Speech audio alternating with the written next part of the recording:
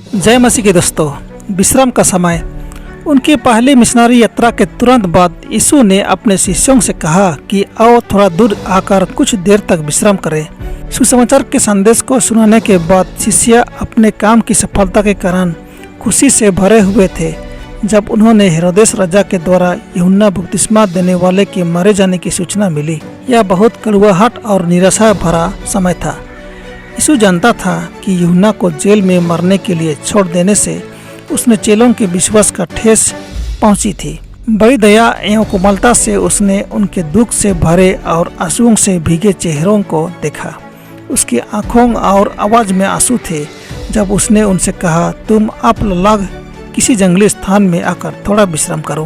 मरकुस 6:31। बैतसैदा के पास गलीली समुद्र के उत्तरी छोर पर एक शांत क्षेत्र था जो ताजगी और हरियाली से भरपूर होने के कारण यीशु और शिष्यों के लिए मनोहर विश्राम स्थल था। इसी स्थान पर जाने के लिए उन्होंने नाव में सवार होकर झील से पार जाने का निश्चय किया था। यहाँ पर वे भीड़ की गड़बड़ी से दूर आराम कर सकते थे। यहाँ पर चेले मसीह के वचनों को सुनने के लिए फरीसियों के दोषारोपण और व्यंगों की पहुँच से दूर थे। यहाँ उन्हें अपने प्रभु की संगति में कुछ समय तक आनंद करने की आशा थी। बहुत थोड़ा समय ही यीशु अपने प्रियों के साथ यहाँ पर बिता पाया था, परंतु ये पल उनके लिए अत्यधिक कीमती थी। उन्होंने सुसमाचार कार्य के विषय में और इससे अधिक प्रभावशाली ढंग से लोगों तक पहुँचाने के विषय में आपस में बातें की। जैसे यीशु ने उनके लिए सत्य का खजाना खोला, वे जीवन देने वाली ईश्वरीय शक्ति के पुनः जोश से नई आशा और साहस से भर गए। परंतु शीघ्र ही भीड़ उसे खोजते हुए पुनः उस तक पहुंच गई, यह सोचते हुए कि वह अपने प्रिय आराम स्थल को गया होगा। लोग उसका पीछा करते हुए वहीं जा पहुंचे। मात्र 1 घंटे का विश्राम करने की उसकी आशा पर पानी फिर गया। परंतु अपने शुद्ध एवं करुणामयी हृदय की गहराइयों में से अच्छे चरवाहे के पास इन अशांत और प्यासी आत्माओं के लिए केवल दया और प्रेम ही था। पूरे दिन उनकी आवश्यकताओं को पूरा करने के लिए उनकी सेवा की और शाम को उन्हें घर भेज दिया कि वे आराम कर सकें। दूसरों की भलाई के लिए पूर्ण रूप से समर्पित जीवन में मुक्तिदाता ने यह आवश्यक समझा कि लगातार काम करने की स्थिति से और मानवीय आवश्यकताओं से कुछ देर के लिए अलग होकर विश्राम करें और अपने स्वर्गीय पिता के साथ वार्तालाप बनाए रखे। जैसे ही भीड़ उसे छोड़कर जाती थी, वह पहाड़ों पर जाकर अकेले में परमेश्वर के सामने इन दुखी, पापी और आवश्यकताओं में फंसी आत्माओं के लिए विनती किया करता था।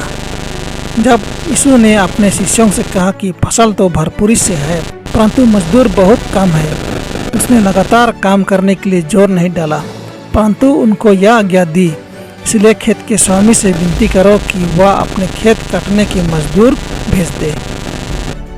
मत्ती 9:38।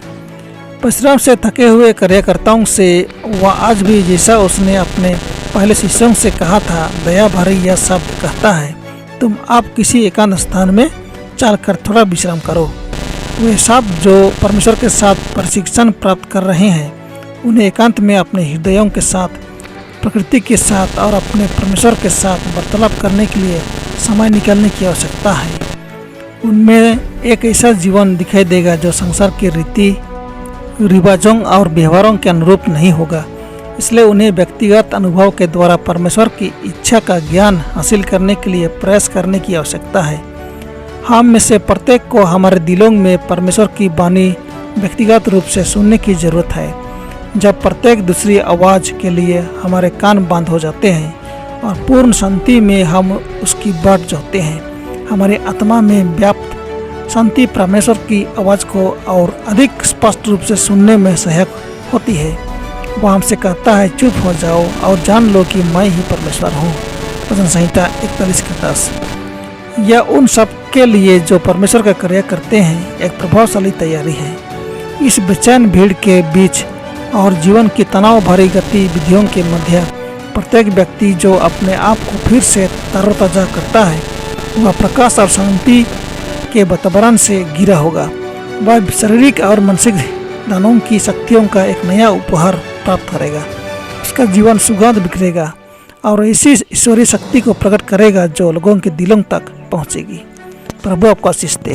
आमीन।